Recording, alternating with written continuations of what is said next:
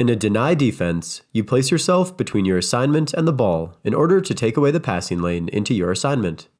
Here are some things to think about when playing deny. We will start off with the scenario you may have seen in the introduction module. The ball is with the highlighted player. Let's continue for a moment. As the player drives, we can see the white team playing a pretty standard deny defense, with each off-ball defender between their assignment and the ball. For learning purposes, let's focus just on this defender and the concept of on the line, up the line. The on the line part refers to the player being on the illustrated line between the ball and the player's assignment, as opposed to being dropped back here, while the up the line part refers to how far up the line the player is to the ball handler.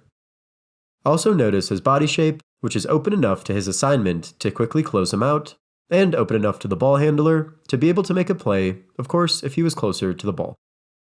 Here are some more mechanical things for a defender in a deny defense to think about.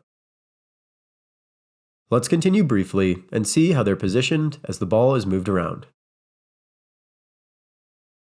At this moment, we can again see all 4 defenders positioned on or just below the line, essentially giving the ball handler no passing options.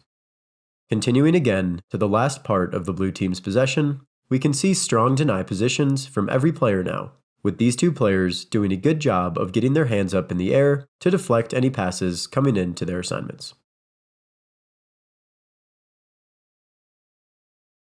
Here we see the ball with the highlighted player.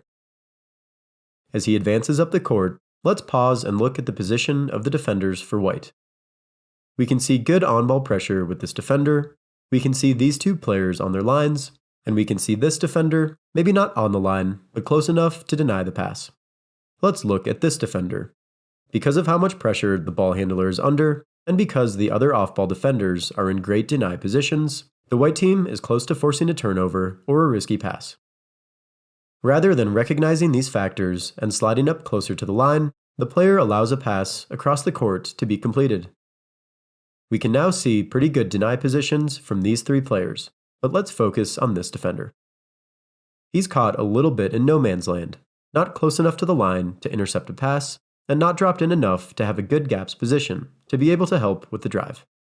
Continuing, we can see he slides over to help, when he instead should have seen his teammate had the ball handler under control, and should have stayed closer to the passing lane, instead ultimately allowing a pretty open 3-point shot for the blue team.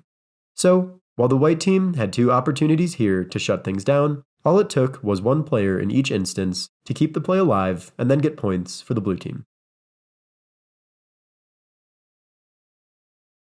In this last example, we see the ball with the highlighted player.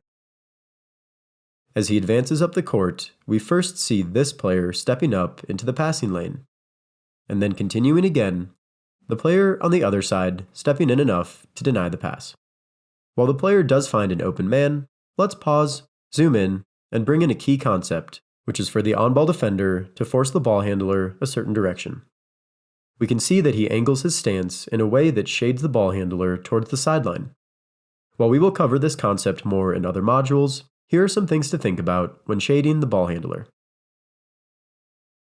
In this case, we can see the lane is pretty open, so forcing towards the sideline definitely makes sense. As we can see, the player is forced into the corner and now has nowhere to go, eventually having to throw away a pass that is intercepted. So, it's important as the on-ball defender to think about which way you're shading the ball handler to limit opportunities and create turnovers.